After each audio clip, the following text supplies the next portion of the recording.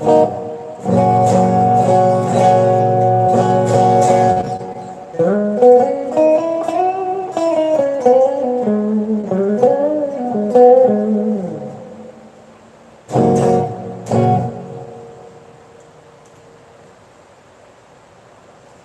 Rebecca, it is indeed Friday.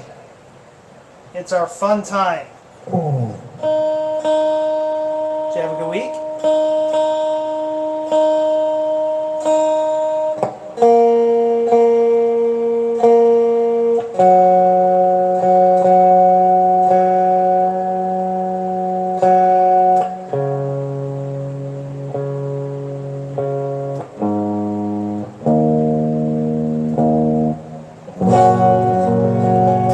Excellent.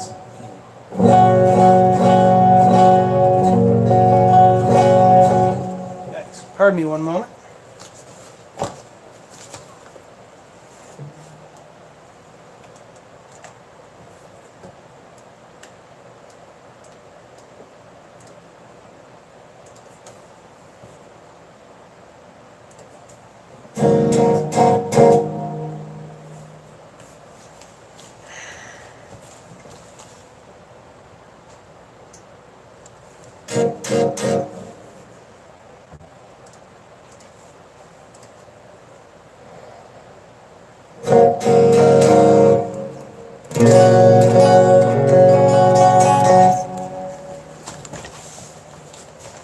Just fixing a little technical difficulty here. Oh my god, we got people, yay! Judy's here and Wife Life is here, all my favorites. And Rebecca, of course. So, hashtag FIAF, everybody. It is that time of the week. And I'm not going to lie, I don't really have a whole lot of a plan for this show. Been kind of a crazy week and a crazy day, and I usually would sit down and plan out, I'm going to do blah and blah and blah. But, you know, I didn't really get a chance to do that, so I'm going to kind of fly by the seat of my pants here a little bit. Woo-ha. Oh, there's Matthew. Hashtag FIAF. You got it, Judy. Oh. Okay, good. Stuff falling over behind me. Always exciting.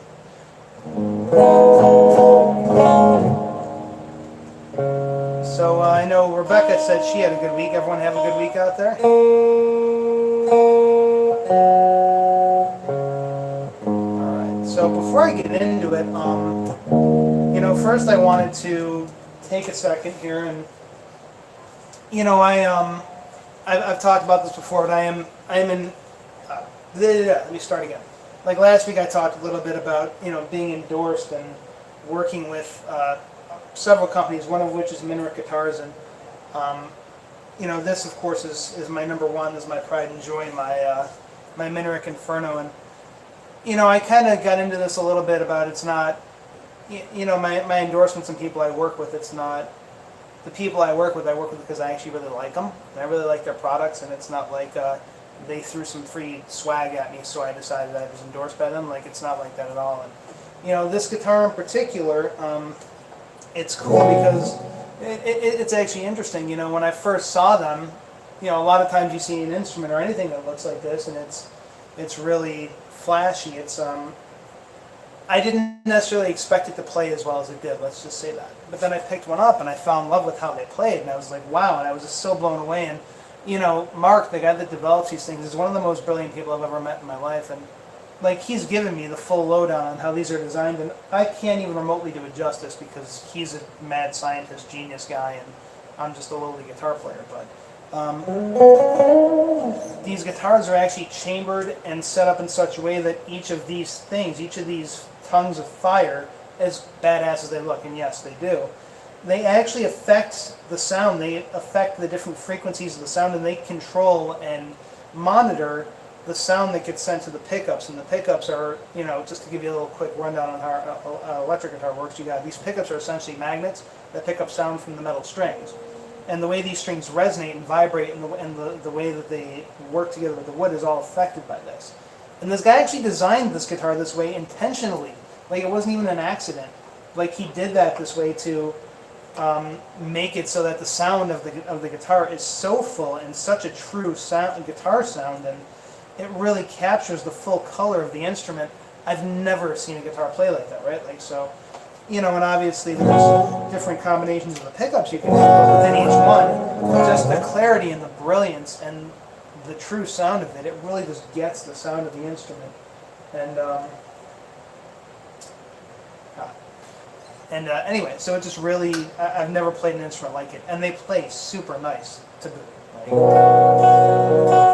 I just really love it. So anyway, I just wanted to give them a shout out because they're, and they're guys I've been hanging with and chilling with and talking with for a while. They've always treated me like family. To this day they still treat me like family, and it's like they're my bros, anyway, just a lot of love to them. If you're a guitar player that's looking for an awesome axe to pick up, I definitely do recommend them. Anyway, moving on to some music now. The other thing, like last week I kind of started doing this, and again this is kind of open to you guys asking me any questions you have. If there's anything you want to know from anything about my instruments, my songwriting process, my viewpoints on whatever, from music all the way on up to pretty much any aspect of life. There's not many areas I won't cover. You want to know what color underwear I wear? I can tell you that if you really want to know. Whatever. Ooh, what's up, Brad? My man from Toronto just did his first YouTube video today, and me and the wife are very proud of him. This guy's really worked his butt off to get his photography business happening, and he's done a fantastic job. So, but anyway, so I'm just going to pick some songs that I've written and kind of talk a little about them and what I did, and then I'll play them. And like I said, any questions, anything you guys want to know, just hit it up. How do I write my songs? Oh, well, there we go. We have our first question, I think. Oh, what's my favorite song? Damn it. I've got questions and I'm missing them. How is the John... Okay, so I have 3 questions to answer. While I talk, see, I get questions happening. So, to answer your question, Rebecca, the song's actually coming along fairly well. I'm not going to name names because I don't know if she's cool with me saying this or not, but I did actually have someone send me potential lyrics to use that I have actually looked at and actually really like them. So I'm going to, play with that a bit. But yeah, I'm going to load that. I'm going to play some demo stuff into my recording program with that, and I am going to actually play around with that. I really like it. So it's in process. Just to fill you all in, on Monday or Tuesday, I think it was, I did a live video where I just did a live songwriting session with whoever showed up, right? It's pretty fun. And then let's see, my favorite song to perform, and that's from Wife Life.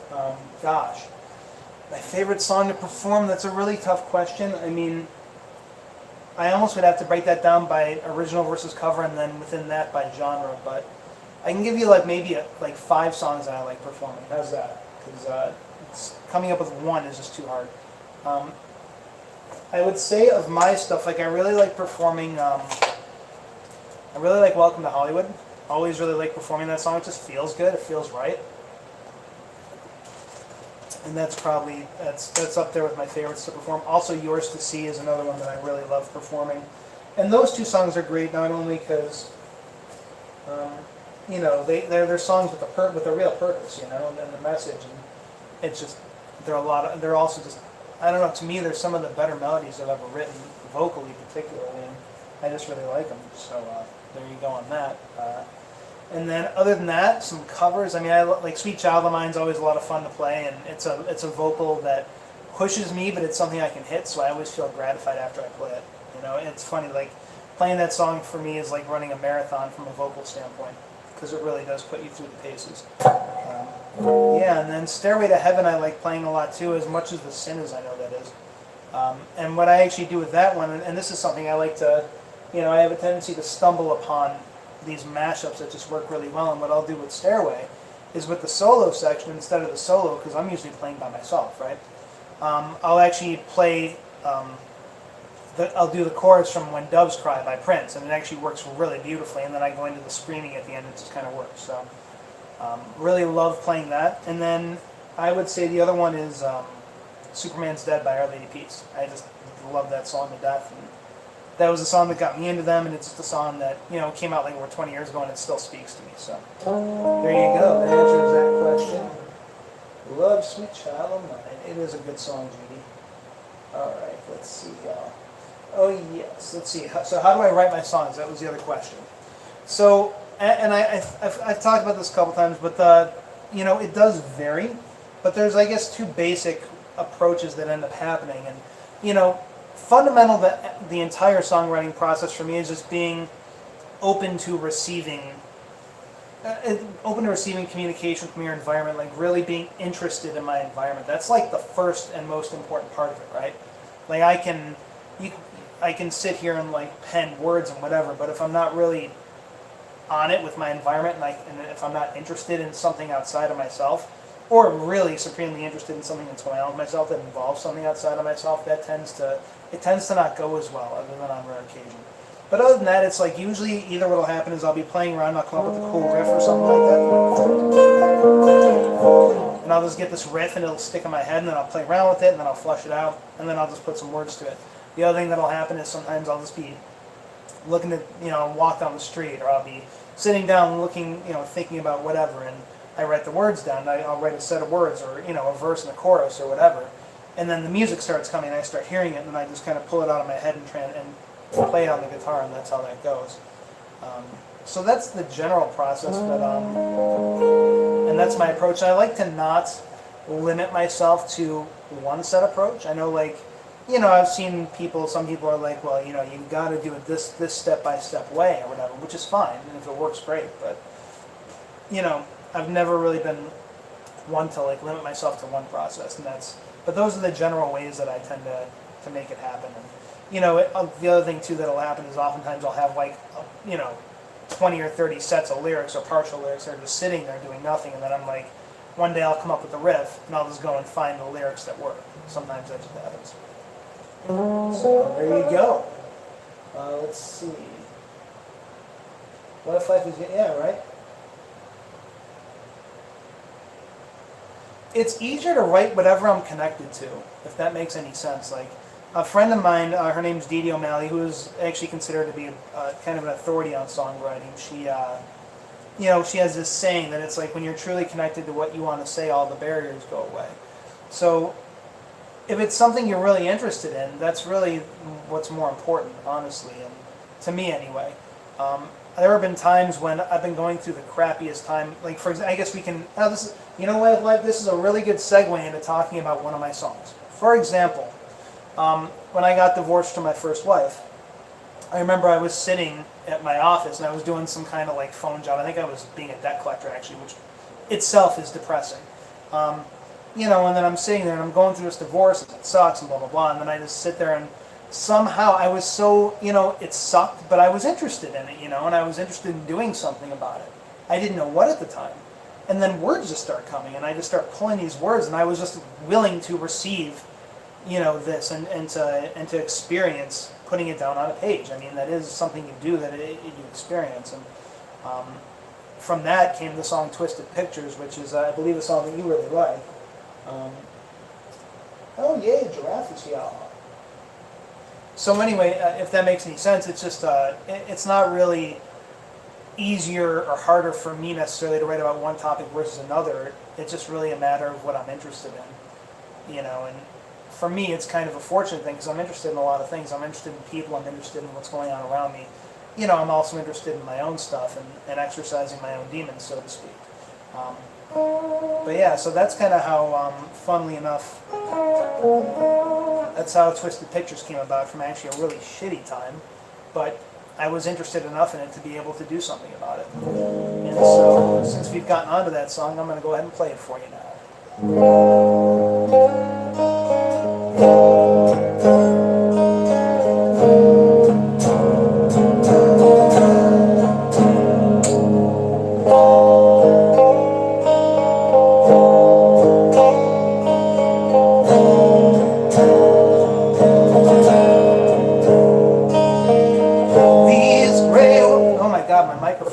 What am I doing? Let me start that over from the verse.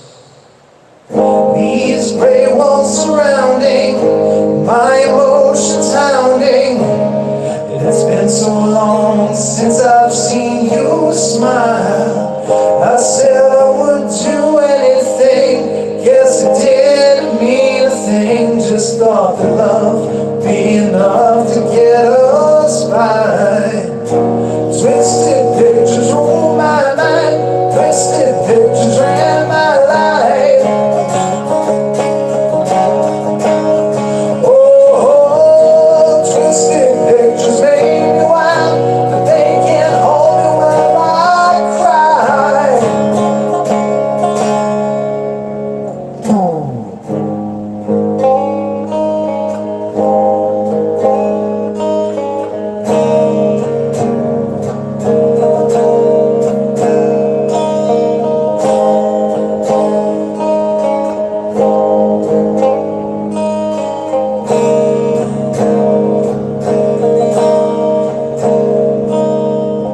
These faded visions crowding me, all the things we said we'd be, we said we'd make it through the end at any cost.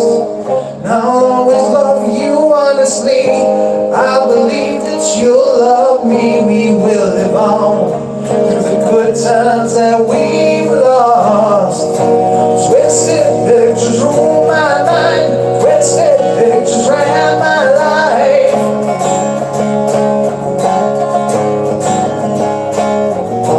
Twisted pictures made me wild, but they can't hold me while I cry.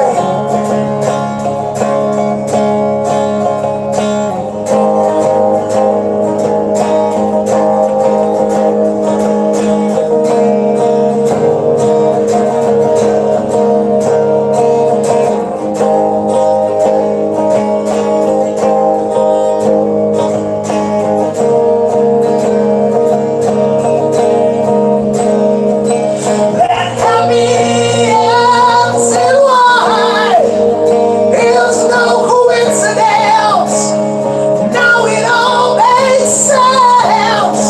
As our lives subside, all these pictures now collide, and I sit and cry, 'cause I know it's for the best. Twisted pictures rule my mind, twisted pictures ran my life. Oh, twisted pictures made me wild, they can't hold me while I cry.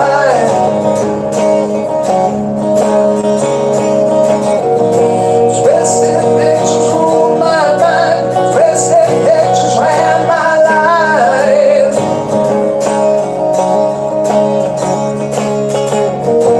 Twisted pictures make me wild, they can't hold me while I cry. Where are you now? Where are you now? Where are you now? Where are you now? Where are you now?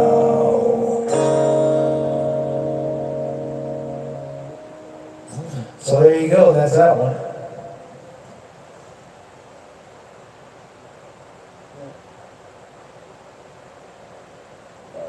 My goodness.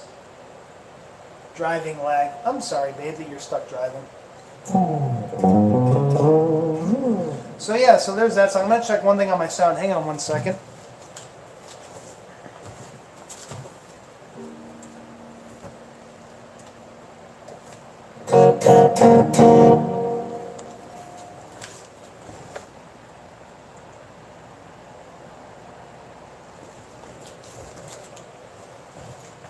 Alright, felt like my guitar was getting a little neglected.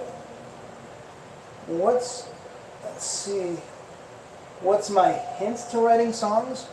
When you say hint, I'm not sure what you mean by that. You mean like a rule of thumb, or like a rule, or what do you mean by that, Matt? I want to make sure I understand. Do I play any other instruments? I do play bass. Very little keyboard, a little bit of drums. Funnily enough, I actually played drums once, as an adult, but for a school play, actually at the school that my daughter now goes to. So yeah, I do a couple of their instruments. I do play a lot of percussion stuff too, like kungas and bongos. Hang on one second, I'm having feedback.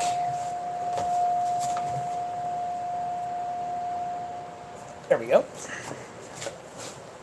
So yeah, like I play kungas and bongos and gyros and like a lot of the Latin percussion stuff I have a lot of fun with, and I like cajones, stuff like that.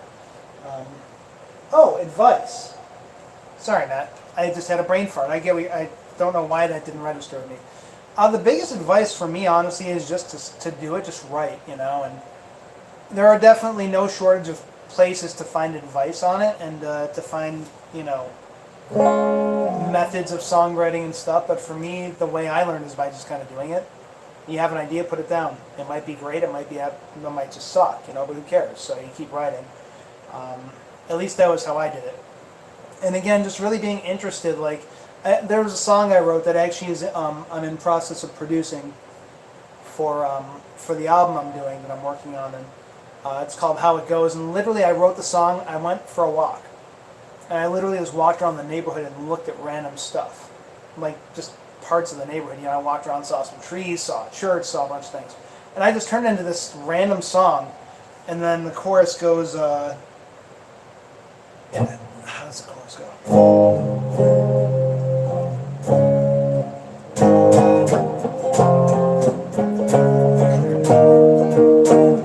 Jagged, cracked, and broken, like so many words spoken. Sometimes that's how it goes. You know, boy, you might hit your head. Sometimes your phone standing jumping out of bed. Sometimes that's how it goes. How it goes. And it was kind of like, you know, you're just walking down the street on like this carefree day, and it's just, you know, and you know, I just got to thinking, I was like, you know, some days suck, but some days are great, and that's just kind of how it goes, and that just kind of became the song, you know, all this aspects of my scenery, and then wrapped up into that chorus. And so yeah, I was just really receptive to the environment, just take interest in things. Like a great drill to do is literally just to go someplace, a busy place, a mall, a park, or whatever, observe people and see how many things you can observe about them, you know, and be interested about them. People, any part of the environment really, but people are great particularly, because people will never be, there'll never be a shortage of things to write about as long as there are people around doing what they do. So that would be my biggest piece of advice. Let's see. Oh yeah, did I say bass? I do play bass.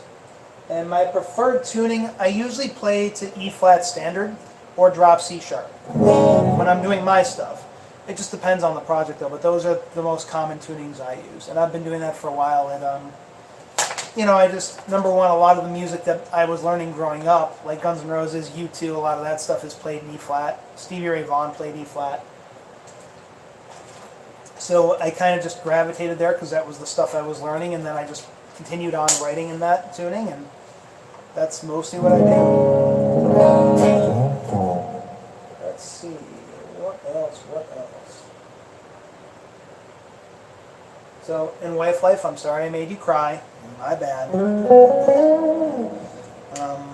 Let's see here. So, oh! Before I go on, I actually want to kind of let you guys in a little bit on a bit of my music making history, as long as we're on the subject of songwriting and stuff. And take you a little bit down memory lane. I got a bunch of CDs here. And I think this is like the majority, if not all, of the albums that were put out, except for one. Which I'll get to in a second, but the first album I ever put out, mind you, when I say put out, this was not done in a fancy studio.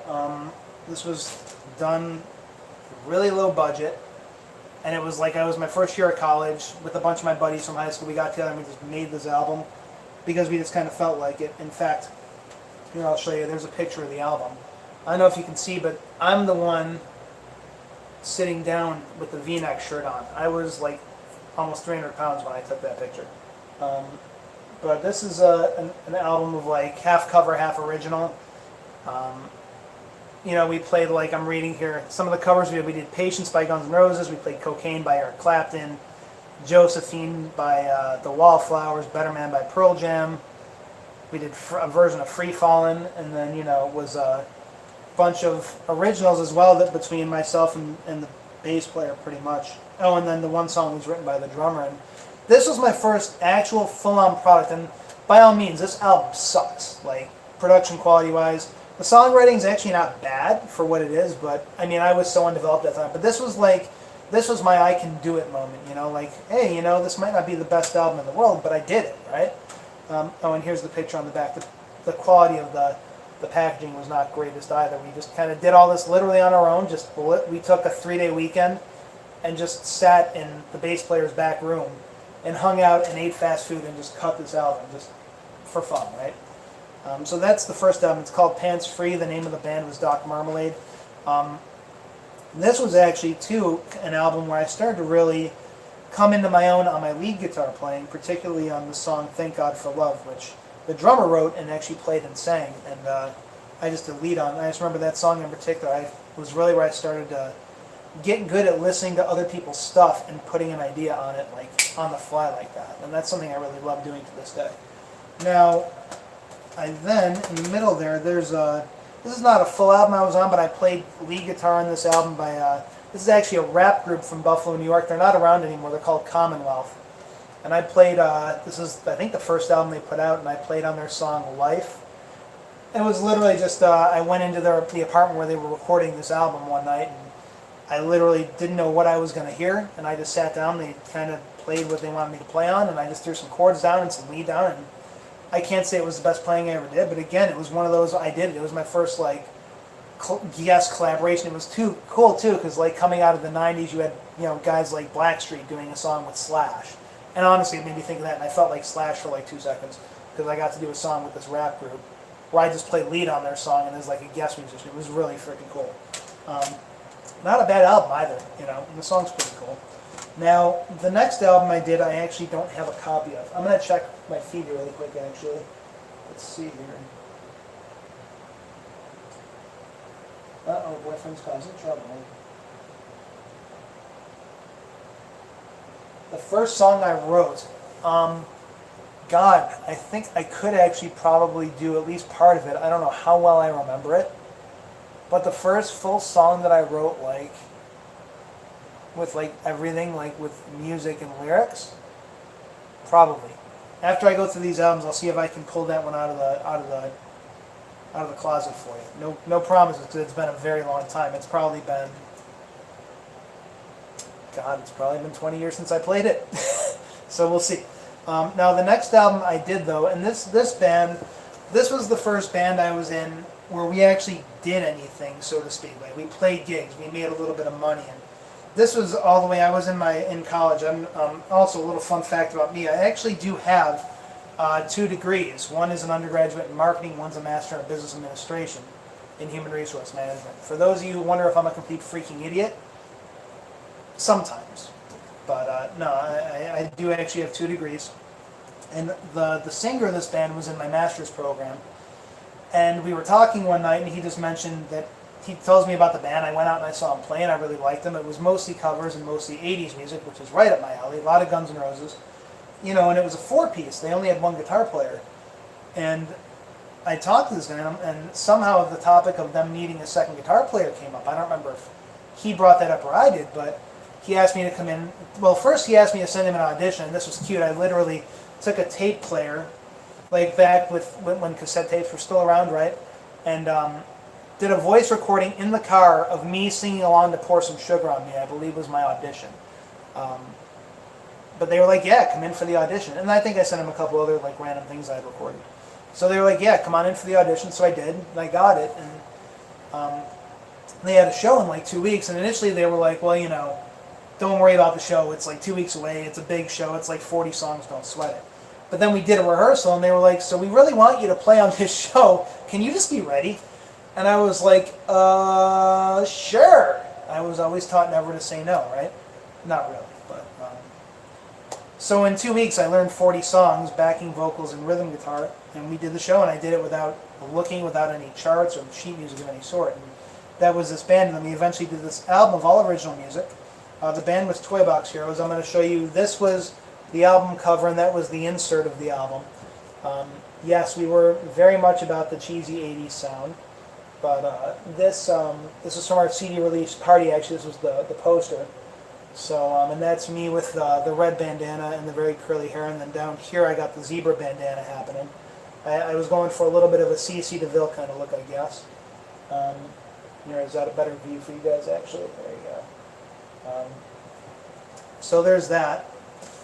And it was a 7-song EP. We actually recorded it at Robbie DeCack's studio. He's the bass player for the Goo Goo Dolls. That was fun. Got to meet Robbie. That was a trip. We were together for like a year, and then that burned out. Let's see here.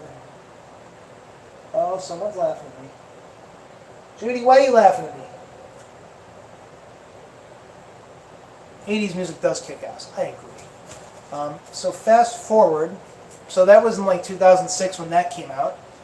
Then forward, I actually did another EP with another band that I don't have. It was a metal band. I played guitar in the band. I actually don't have that with me. I apologize. Decent music, actually. Pretty cool songwriting. And then I moved out to California. And in 2012, I released my first solo album, which is Cockeyed Optimism. And that's this guy right here. Really, just the first full album that I ever put together that I was like just super proud of. It's the back picture for you. And like a full production, professionally made packaging, done in a professional studio. Actually, the studio where I recorded it, I think has recorded Rihanna, Brandy, a lot of R&B guys. For you ladies, if you saw the movie Magic Mike, the song Ladies of Tampa was recorded in the studio that I was recording in. Just saying, me and Matthew McConaughey, I'm pretty sure, sang on the same microphone. Not at the same time, however. So then I made that album, and that was, I kind of wrote on that for like a year, and then at that point I put together the band No Convention. With pretty much the guys that were in the band already. We just decided we wanted to have a more, what do you call it, a more, like we wanted to look like more of a group and not have it just be Johnnie as hired guns, because, aside from the fact that we weren't really making money and that would be kind of silly, it seemed like we wanted to have more of a, have it just be more of a group, I guess, So we cut an EP, and this is Marcy, my wife, on the cover here. This is a photo shoot she did with another photographer. She designed all this packaging and then the cover and everything. And this is the back cover. This is the band at the time. My man Neil there was on drums, and then Trevor was the bass player, the younger guy. And this is the one that obviously has Yours to See on it, Take Control, Your Reason, Collide, and See You Again, which were both songs I wrote for my wife. And this originally came out in 2013 in September, I think. And it's been de-released since, just because I wasn't totally happy with the production, but still, it was the first time going off and working with independent producers where I had a lot more autonomy and control, and kind of was me getting my feet wet more so on the producer side of what I did as well. And then after that, in the middle of all that, I also have my Josephine's Alibi project. So we did do a 5-song EP in there. This is the Josephine's Alibi EP that we did, just self-titled. And that's me and Heather on the front cover, all acoustic, just the two of us. And then in 2016, and we did release a single in 2014, 121 Days, which you've heard that song. And then 2016 was the year of Welcome to Hollywood, which was kind of the pinnacle of my writing and producing, honestly, I think. That and Yours to See for writing. It's the back cover, that's the band at the time. And, obviously it's got like Welcome to Hollywood on it. Now, this and Cockeyed Optimism both have versions of Twisted Pictures and another song on it. But this one I really fleshed out the arrangements of them more. So, yeah, that's a little history on me and my album making and my music making. Now, let's see here. Oh, post the albums in the description. When you say post the albums, you mean like post pictures of them, like the covers? Question about the band name. Well, let's see. Before I get into... Ooh, which CD did you listen to on Spotify, Wife Life? Welcome to Hollywood, or... By the way, Welcome to Hollywood is the one that has Fuck It, It's Friday on it, for the record. If there's an album to get, that's the one. And I don't know if I could do that easily now, Judy, but I can definitely take pictures of the covers of each of the albums, and I can either put them in the comments after the video, or somehow I'll make them available so you guys can have them. Now, I did have a question. here from, I believe it was Wife Life, that wanted me to play the first song I ever wrote. And to my recollection, this is the first song I ever wrote that I can remember being worth a damn, so to speak. I wrote it in high school. It's really dark and morose sounding. I'm just going to warn you, I was very dark in those days. And it's literally 2 chords, and it's, these days I wouldn't do much with it now, but because you asked nicely, I'm going to see if I can pull this one out for you. So let's see. I was very, by the way, heavily influenced by Metallica back in the day, so you'll hear a little bit of that influence happening. I was a big fan of the song One, and this is definitely very reminiscent of that song, I would say. And again, you're going to have to forgive me if I screw this up a bunch or can't remember, because it's literally been like, 20 years. I wrote when I was 16, and oh god, I just aged myself. I'm sorry. I'm sorry, self. Sorry, just checking the tuning here. Okay. So, here we go. And this was called Fear, as I recall. Somehow I'm managing to remember the lyrics, so we'll see how this goes.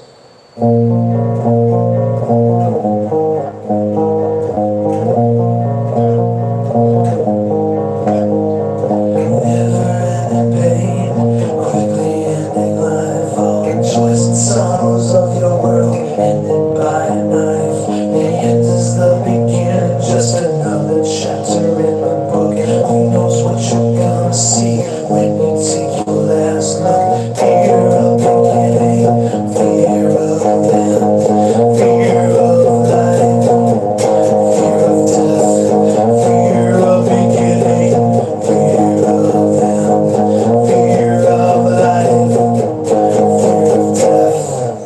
I think that's all I can remember, actually. Let's see. He'll have to answer that one. What am I answering? I missed it. Let's see. And yes, I do have songs on Spotify, and then also on iTunes, Google Play, Amazon, and probably every other site out there where you can buy music. Let's see. And babe, I'm not sure, you said dang, he'll have to answer that. Which question is that?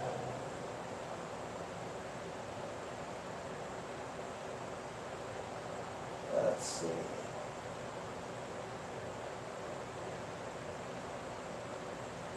Funnily enough, I didn't really mess it up. I just couldn't remember any more of it. These things do happen when you it's been a while. All right, let's see here.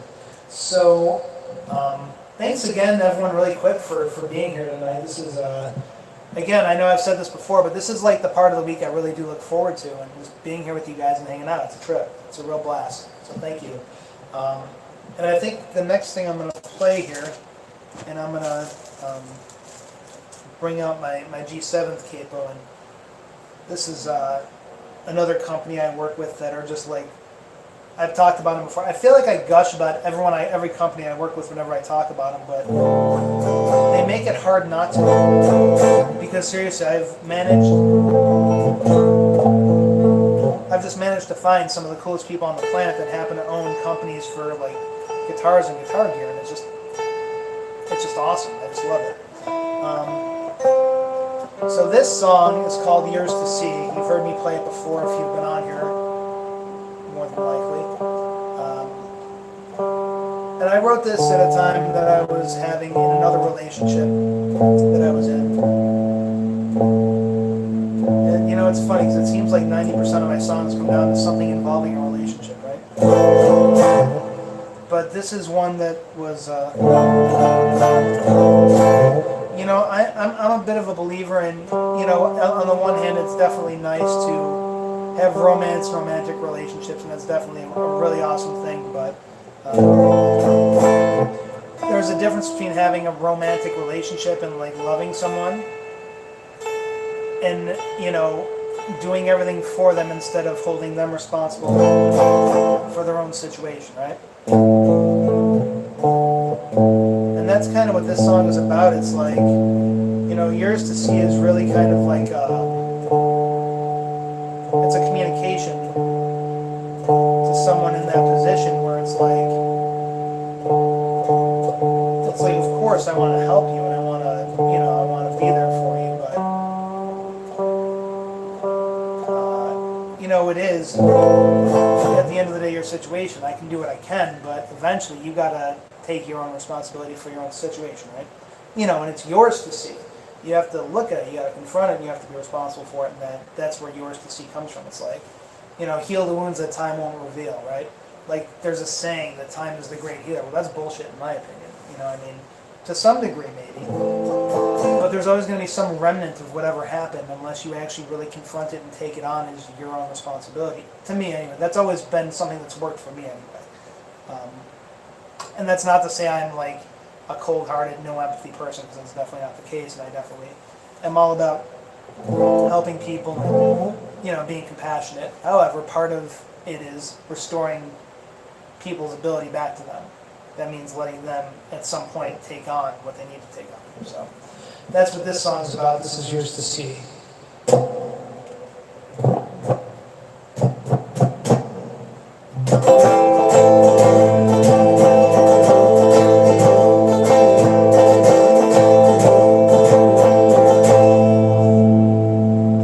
She steals down the street, walks right through the heat, gonna dance away my pain and back to love. Move into a back alley beat, she recreates the one made her complete. She's gonna scratch away, make her way back above. She hides behind the lines. She cries, yes she cries. Heal the wounds that time won't reveal. Love the lights, save my life. Feel the wounds, discover what is real. Yours to see, yours to see.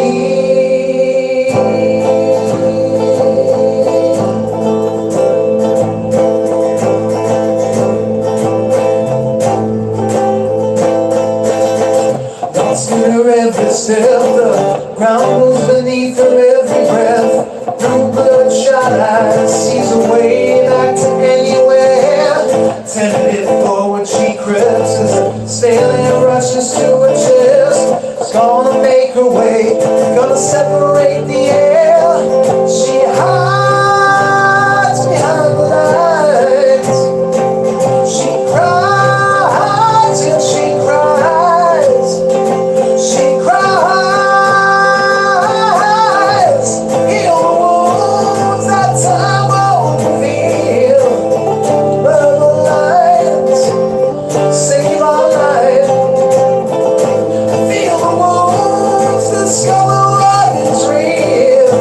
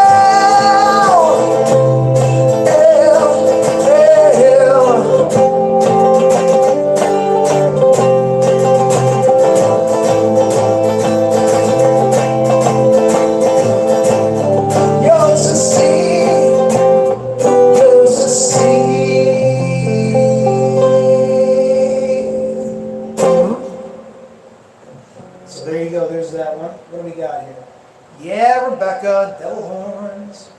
Alright, let's see here. Oh, thanks, Life. Let's see what else we got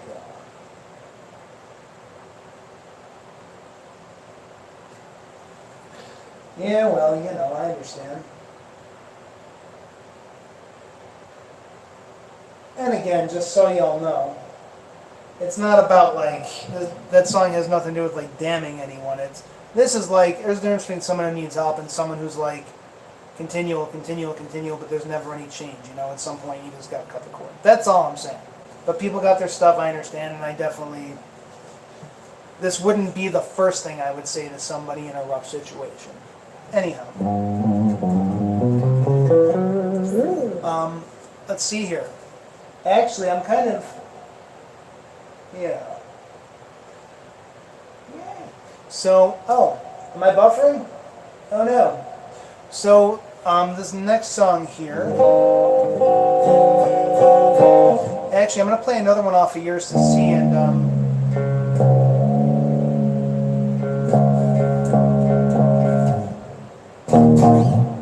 this is the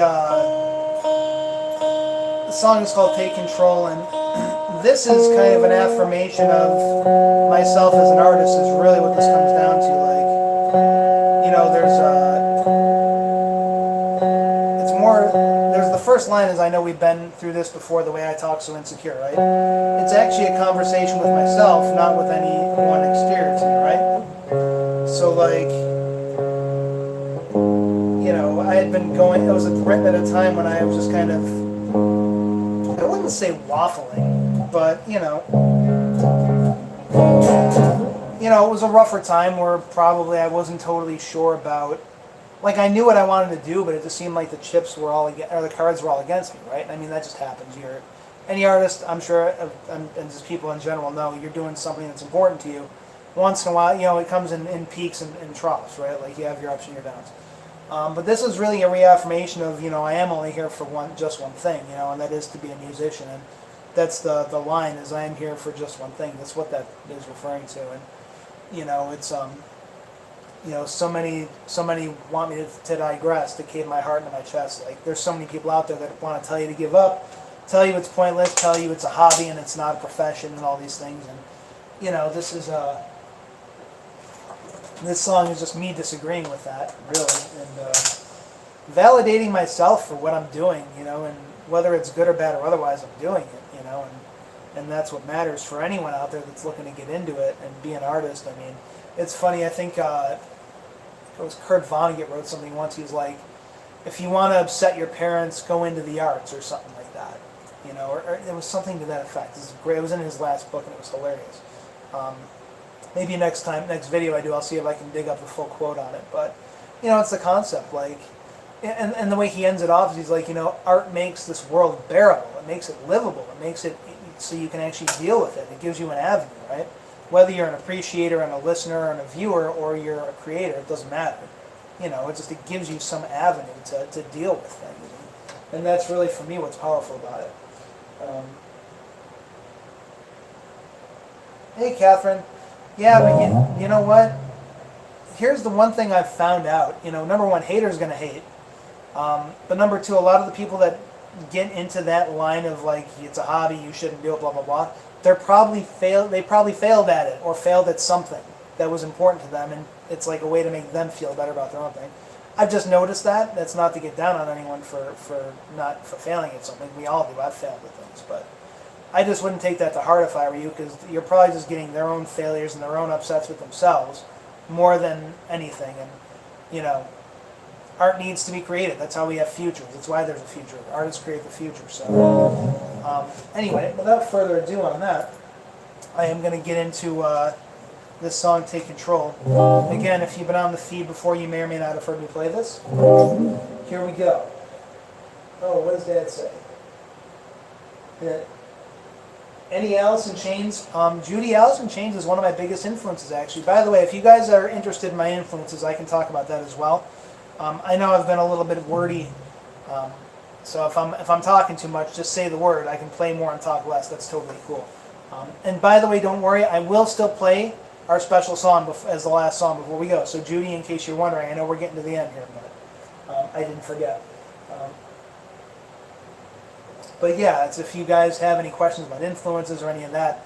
Alice in Chains is a huge influence vocally. Lane Staley is, in my opinion, was one of the greatest vocalists of the 90s of all time, really, and definitely he's my favorite grunge vocalist, like from that group of guys.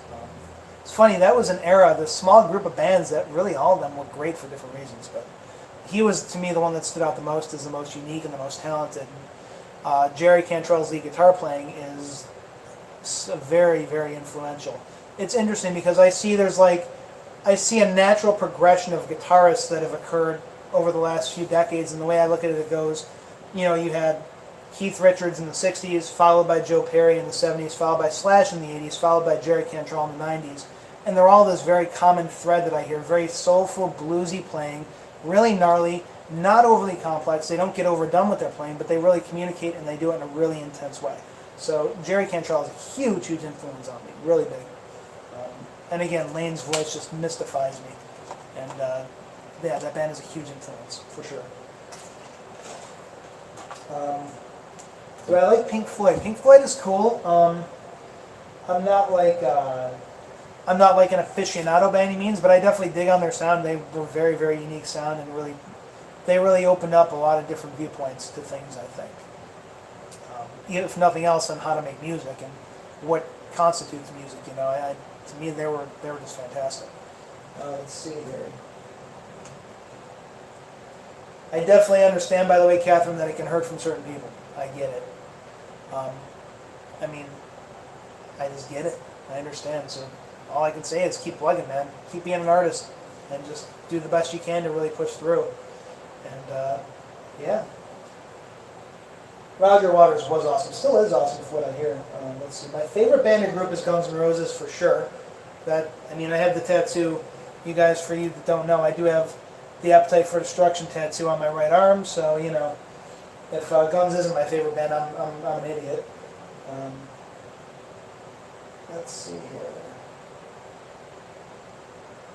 And that's true. Some of the nice people, quote unquote, that are just, you know, they're being critical of you to help you, right? Quote unquote, that's a whole thing, right? Like, I'm just trying to help you and just save you from making a mistake. Those people are usually not your friend. Just a heads up.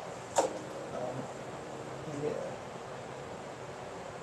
And Marcy's been a huge help to me too, by the way, Catherine. That's awesome that she's been able to help you in some positive way, just even from here, from her videos. And I know she touches and helps a lot of people, and that's awesome. I agree. It's amazing, actually. I am very proud of my wife for what she does, for sure. Let's see here.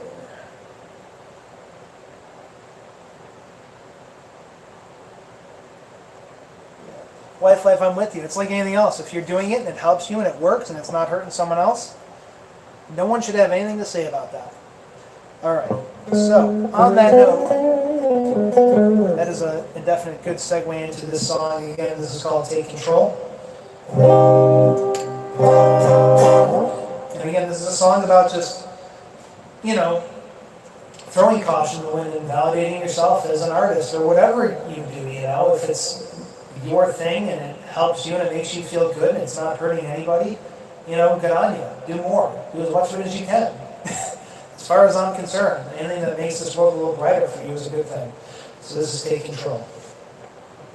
I know we've been through this before. The way I talk so insecure, so tangled in our past, so many things to steal my breath. But now I must confess, I'll suffer dearly to my last. I am here for just one thing. I'm screaming to the skies. Whoa, oh, this love I can't deny. Oh, oh, I see it in your eyes. I see it in your eyes.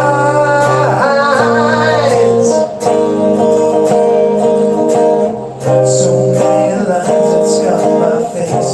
Won't beg for anyone's forgiveness. I am my own Messiah now. best to keep my heart into my chest. I'll do anything, anything at all. I am here for just one thing. Whoa, whoa, I'm screaming to the skies. Whoa, oh, this love I can't deny. Whoa, whoa, I see it in your eyes. I see it in your eyes.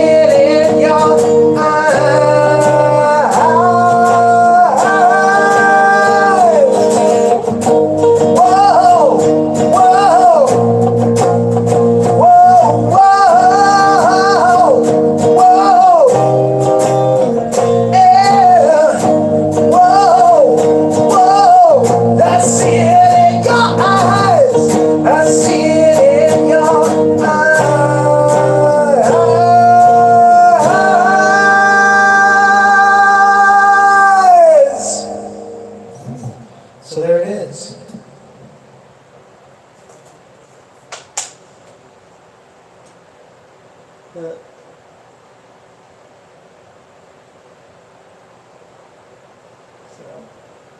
Well, all right. So I'm with you on that wife life. By the way, it's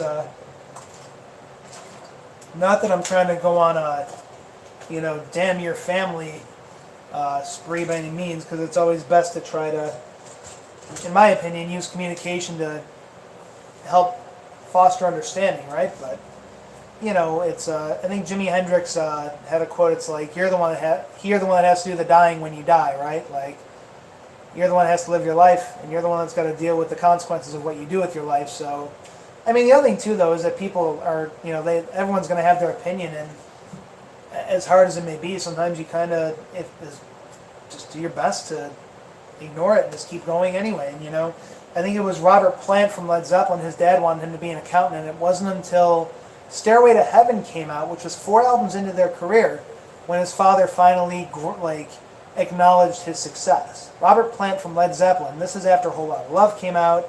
This is through Dazed and Confused and Since I've Been Loving You. The 4th album, when Stairway came out, I believe, was when he finally got that acknowledgement from his dad. Just keep that in mind. It's sometimes too these guys anyway, I don't want to get too far off on the subject, but I think you get the point. And like I said, go you for being an artist and persisting through that, and keep going.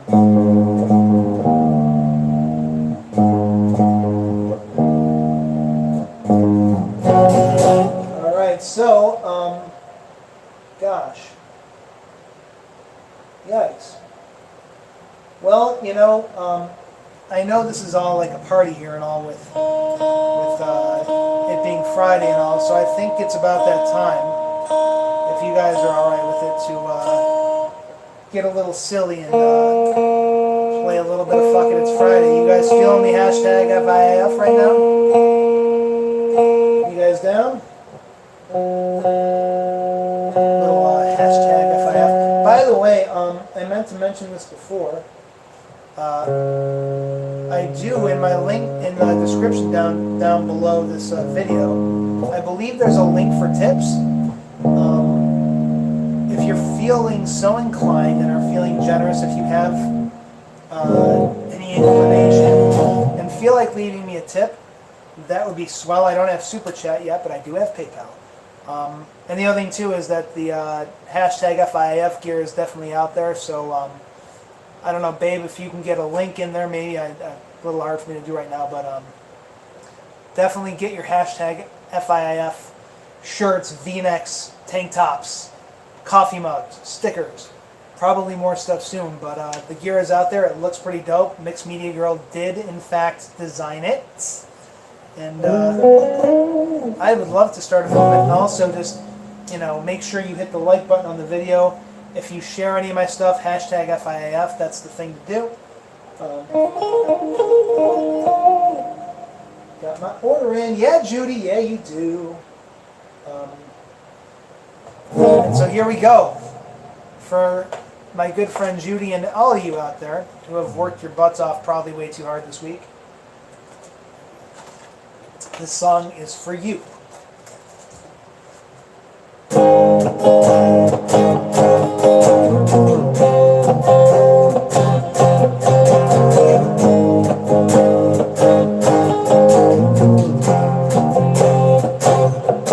So, oh my God, my microphone. What am I doing? I keep doing that. I'm having such a brain fart day. You know what the problem is that my air conditioning has been off since I started this feed, and I think my brain is starting to get like overheated. Let's do that again.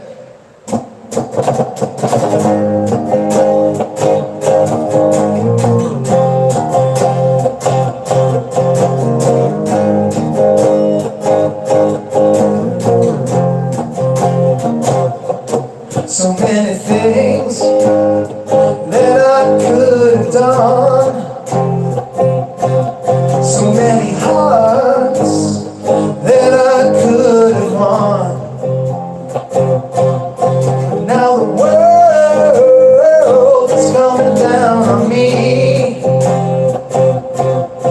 because I'm not what I'm supposed to be.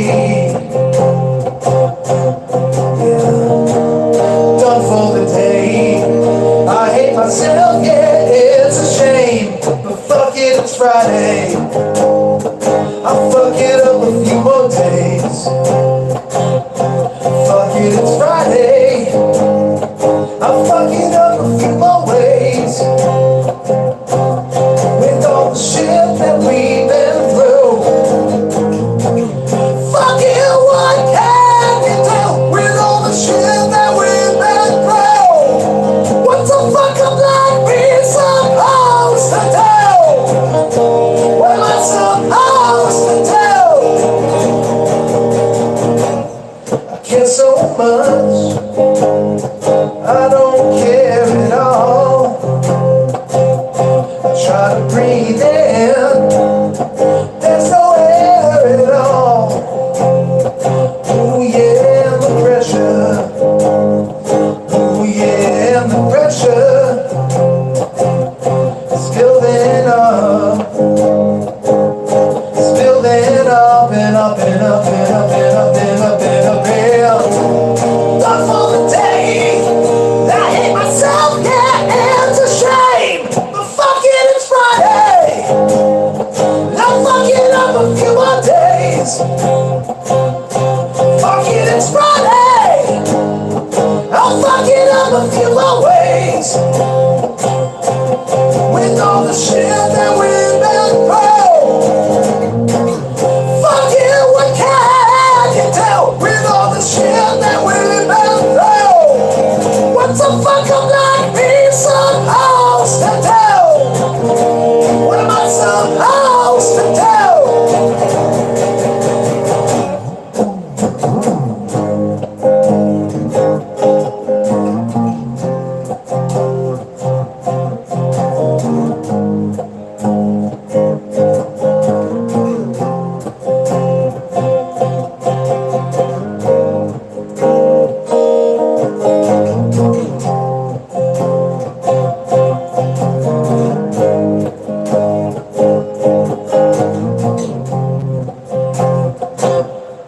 Well, the night has come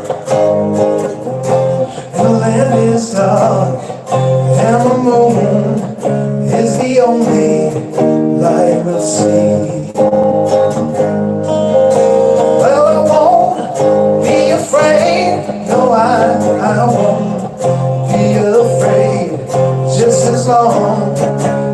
stand by me. Fuck it, it's Friday. Fuck it, it's Friday. Fuck it, it's Friday. Fuck it, it's Friday. Oh, with all the shit that we've been through. Fuck it, what can you do with all the shit that we've been through? What the fuck am I be supposed to do? What am I supposed to do? Fuck it, it's Friday.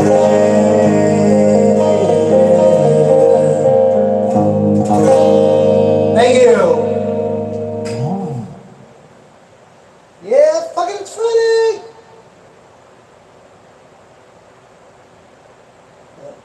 You guys are awesome.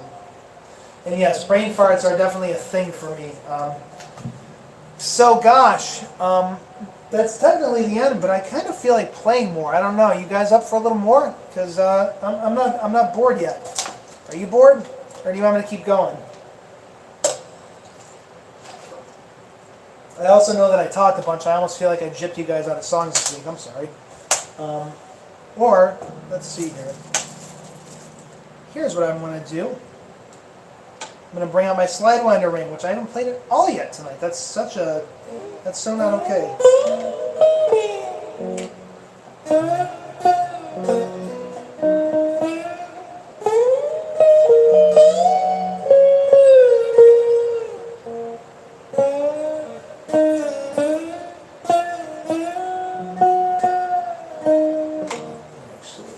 Hang on just 1 second. I'll be right back. I'm coming back. Don't go anywhere.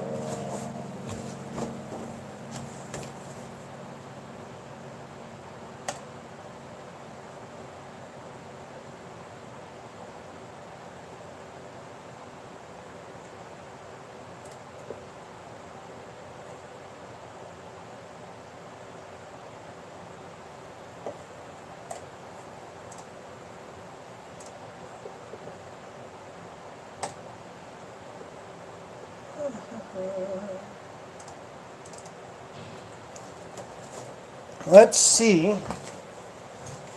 Because I kind of just feel like jamming a bit. Let's see what I just put on here. Yeah, boy. Let's get a little dirty.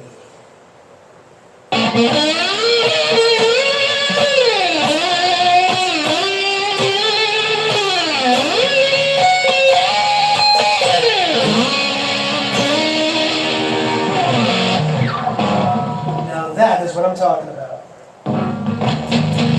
Yeah, I know, I was a little slow on that, Jimmy. I'm sorry.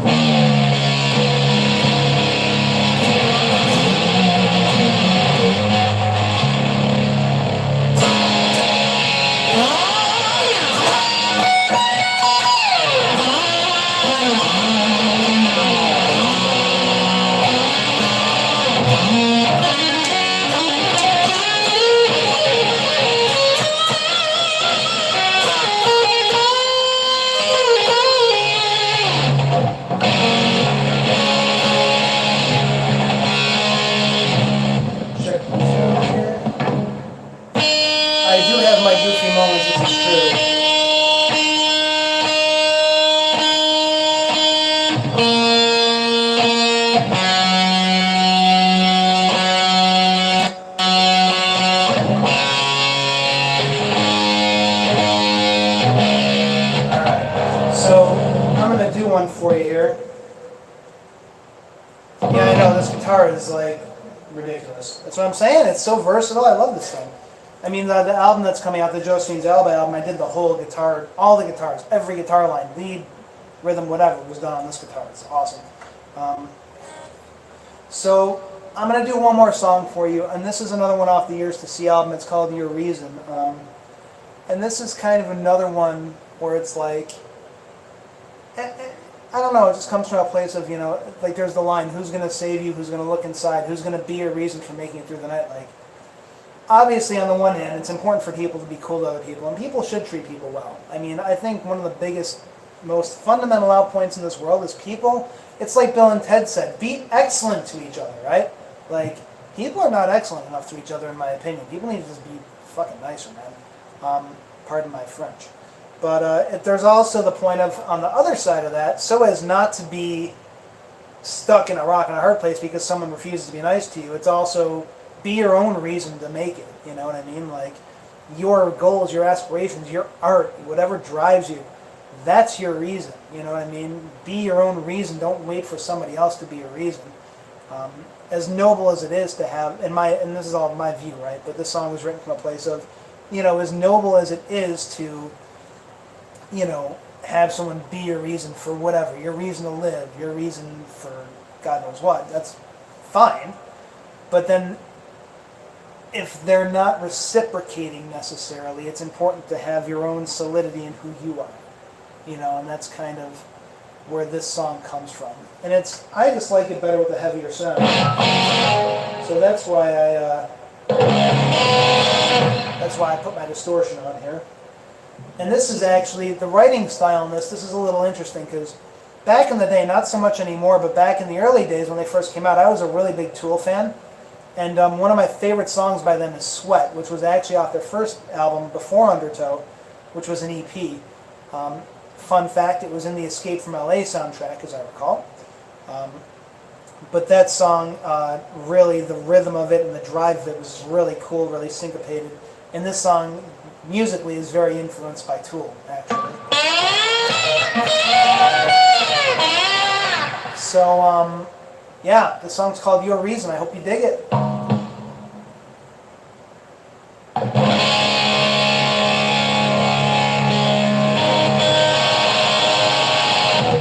By the way, random question, but any of you know where Allie is tonight? I just realized she's not here. Anyway, if you don't know the answer to that question, that's fine. But here we go. Your Reason.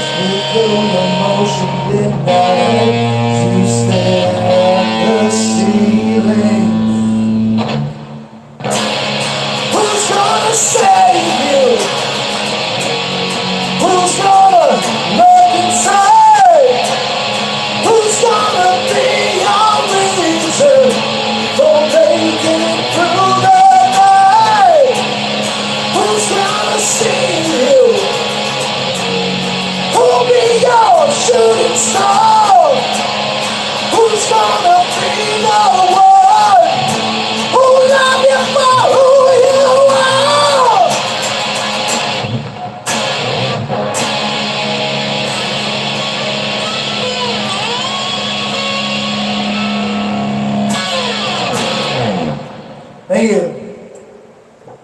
So again, thank you so much to everyone for coming and hanging out with me and spending your Friday after dinner time with me. I do appreciate it. Again, hashtag FIIF. Aw, Catherine, you're awesome. You guys are all awesome. Let's see.